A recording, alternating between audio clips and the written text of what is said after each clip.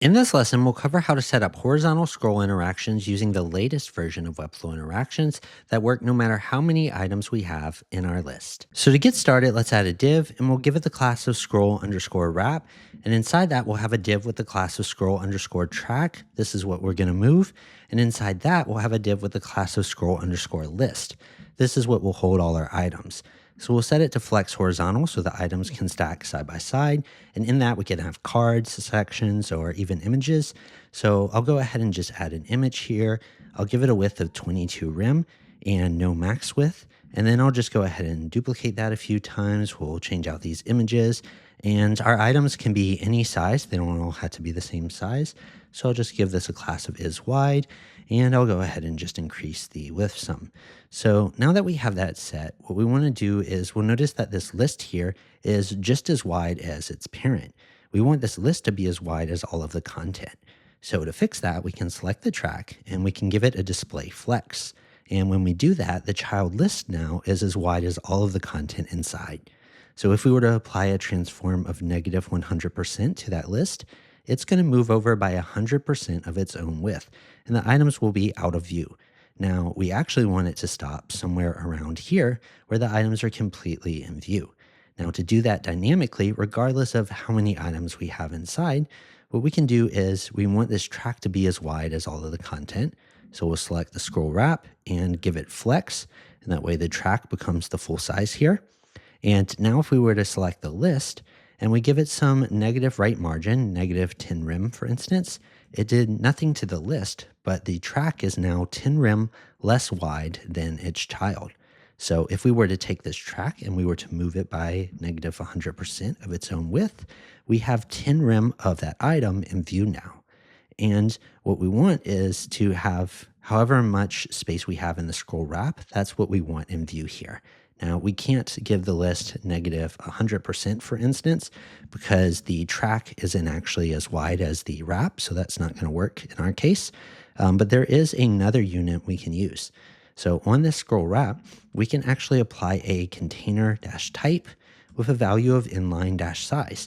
And that means we can set children that are a percentage of the width of this scroll wrap, even if it's not a direct child. So on this image, if I gave it a width of 50 CQW, that's container query width, it would be half of the width of the scroll wrap, even though the parent of this image is much wider than the scroll wrap. So that'll actually help us here, because if I give this I'll hit my equal sign to pull a custom value. If I give this list a negative 100 container query width, CQW, that'll pull it back by 100% of the width of this scroll wrap.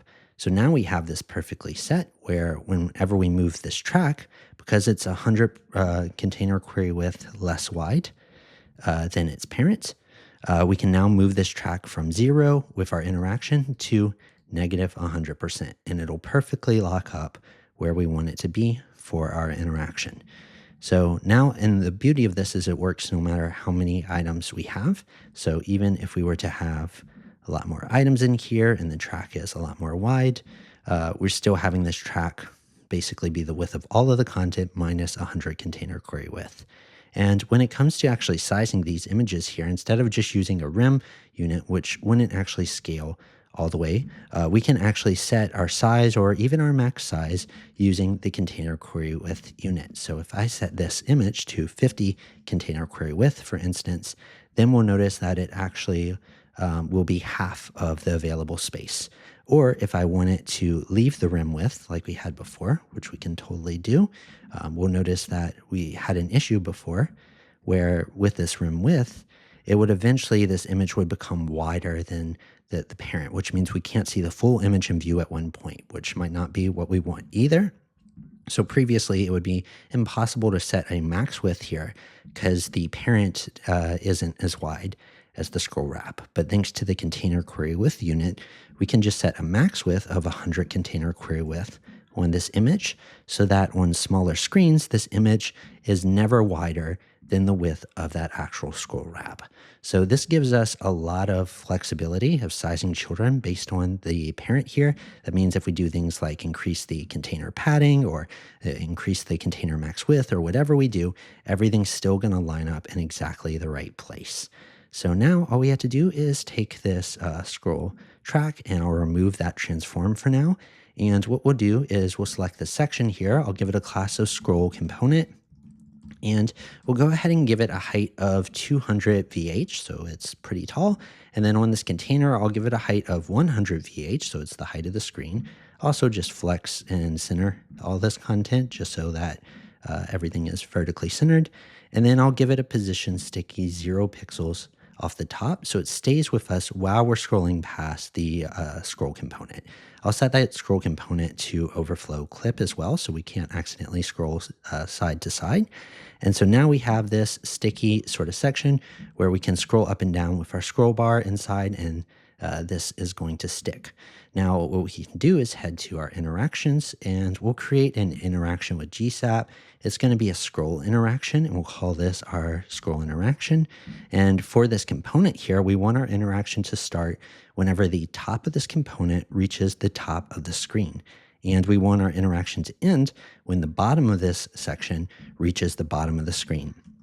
And then we can scrub this. I'm going to take off the smoothing so it's linked to one with my scroll bar. And from here, we can add an action, custom action here. And instead of targeting the trigger element, we actually want to target a class of the scroll track. That's the element we actually want to move. And we'll only target the scroll track that's inside of our current trigger element, our current section. And so now we can just animate from to. We'll animate it from a move of 0% to a move of negative 100% of its own width. We'll remove the other steps. We'll make sure our ease here is set to none, so it's perfectly linear. And when we reach the bottom of this section, our content is fully visible. So now we can just duplicate this section. We can use it however many times we want on one page, all with different content each time.